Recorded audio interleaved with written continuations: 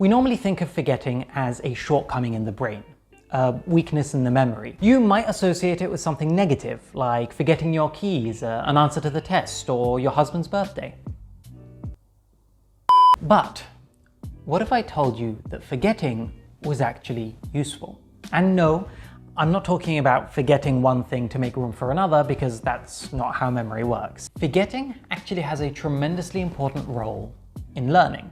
But in order for us to understand what that role is, we must first explore the science of memory, some poetry, and maybe even some marriage counseling.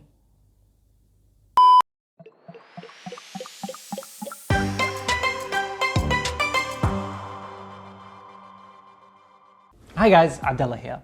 Before we get to explaining the benefits of forgetting, we must first explore what goes on in our heads when we forget. So what is forgetting? A very simplistic understanding of memory and forgetting might go as follows. If you remember something, then it is stored in your memory. But if you forget it, then it is no longer stored in your memory. But as you can probably guess, that simplistic explanation is kind of misleading, if not completely false. I'm sure you can think of a time when you remembered something that you thought you had forgotten long ago. Maybe a song or a smell might have awoken a childhood memory that wouldn't have come to mind otherwise. The depiction of memory as a binary thing doesn't quite capture that phenomenon. If forgetting something means that it's no longer stored in your memory, then how do you remember it again afterwards? Instead, I invite you to think of memory, or the strength of a memory, in two ways: storage strength and retrieval strength. Storage strength is exactly what it sounds like. It measures whether or not something is stored in your memory. And just because you might have forgotten something doesn't necessarily mean that it's not stored in your memory. See, our brains have a lot of storage capacity. Like a lot, like 1,000,000 gigabytes worth, which is at least 7 TV shows? I don't actually know. For all intents and purposes, you can probably think of your memory as limitless, because you're not really going to be able to fill it in your lifetime. That doesn't mean, however, that everything you experience is remembered. Most of what you go through is unimportant and therefore not really stored in your memory. However, what it does mean is that everything you've committed to memory isn't really going to go anywhere. So, if we liken our memory to a library, it would be one with a near infinite number of shelves. And the more books we put in, the more shelves it creates. If we made the effort of putting a book in there, then that book isn't going to escape. But if it doesn't escape, then how do we forget things? This is where retrieval strength comes in. Retrieval strength measures your ability to recall a memory when you need it. So, going back to our library metaphor, if storage strength is the capacity of the library, retrieval strength is the ability of the librarian to find the book you need when you need it. And this is where a lot of what we refer to as forgetting actually happens. You become unable to recall a specific memory, even though it's stored in your brain. Unlike storage strength, retrieval strength does weaken with time. So how does that help us with learning? At daybreak on the bleak sea beach, a fisherman stood aghast to see the form of a maiden fair, lashed close to a drifting mast. That was a poem, written by someone and memorized by someone else, specifically a group of students in 1900s London. These students were believed to be poor learners, and so their English teacher and researcher, Philip Boswood Ballard, performed an experiment. He wanted to see where exactly in the students' journey did these difficulties occur. What he found out, however, was kind of surprising. Ballard presented the full version of this poem to his students, and then gave them 5 minutes to study it. 5 minutes later, he then asked them to write down everything they could remember from the poem. He then waited a couple of days, and then tested them again. Between this time, the students weren't actually told that they would be tested, so that they didn't actually prepare for the test. A few days after that, he tested them a third time. During the first test, the kids performed as good as you'd expect from studying for 5 minutes. But it was in the second and third test that they got some really surprising results. The second test, the students performed 10% better than they did on the first test. And on the third test, the increase was even more dramatic. One student went from memorizing 9 lines of the poem to recalling 13, Another went from 15 to 21, and a third student went from memorizing only 3 to being able to write down 11 lines of the poem. This went against common wisdom and existing research at the time. It was generally understood that memories decayed with time. But in this scenario, the opposite seemed to be happening. Student scores improved with every test, even without studying. It was the act of retrieving that memory itself that enabled them to recall the memory better later on. To explain that, let's go back to our library metaphor. The first time round, the librarian didn't do a great job. She gathered a few scattered pieces of papers here and there, but she knew that the poem was out there, she just couldn't find the whole thing.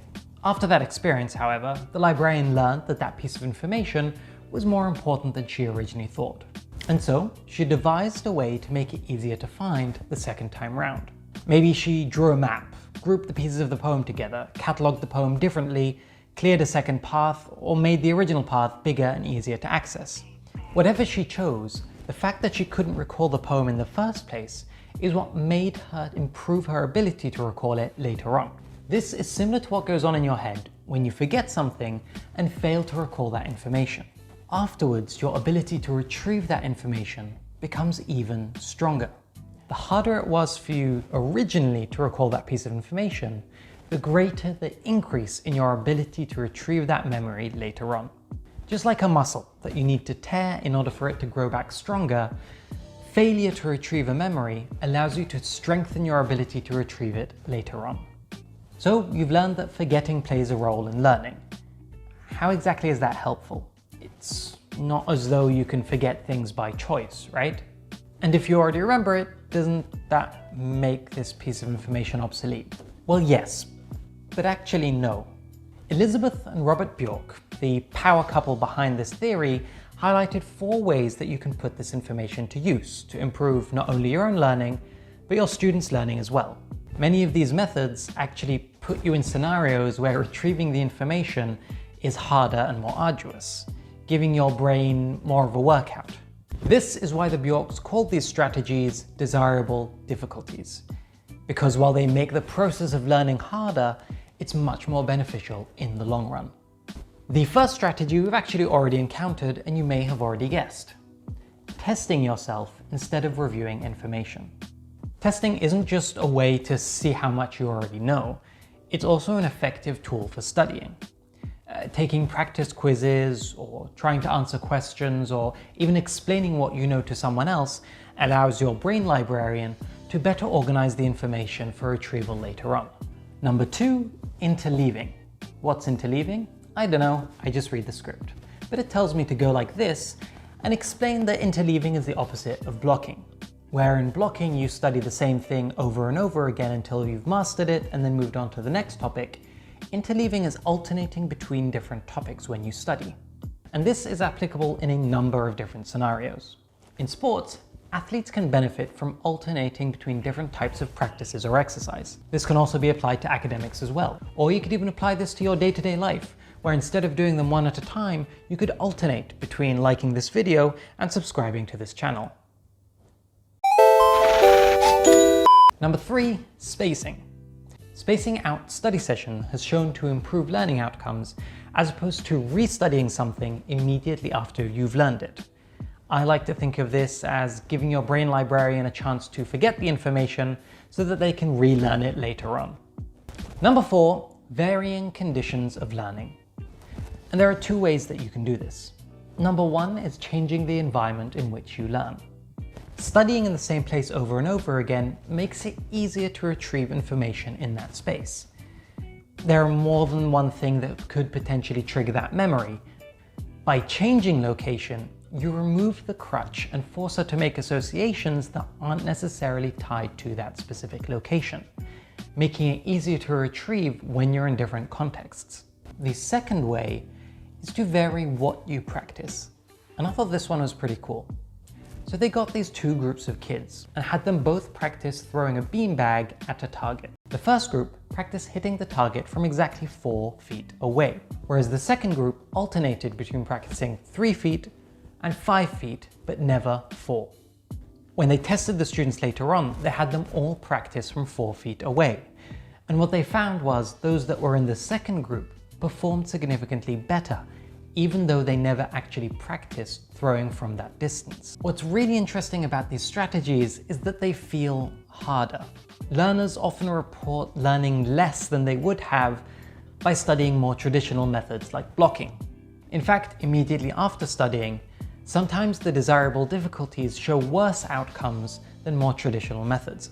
Despite these immediate results, these 4 strategies lead to improved and better and longer term learning for the students. Most of what I learned from this video was actually based on the research done by Robert and Elizabeth Bjork, and also by the book How We Learn by Benedict Carey, who captures their and others' research a lot more eloquently than I ever could. So make sure to take a look at that, the link to which is in the description. Unfortunately, these types of insights don't mean much if they're not taken a step further. It's only when these insights are brought to life by people like you that they begin to have an impact. So please feel free to mention in the comments below how you have or will implement these in your life in the future. My hope is that maybe with this video I've done a little bit of good and maybe even saved a marriage or two. The mind does some pretty cool things when it's not forgetting as well. And when you learn how to read, it's capable of some pretty incredible feats. So check out this video here that explores the science behind how we learn to read and what that has to do with big data. I hope you have a good day.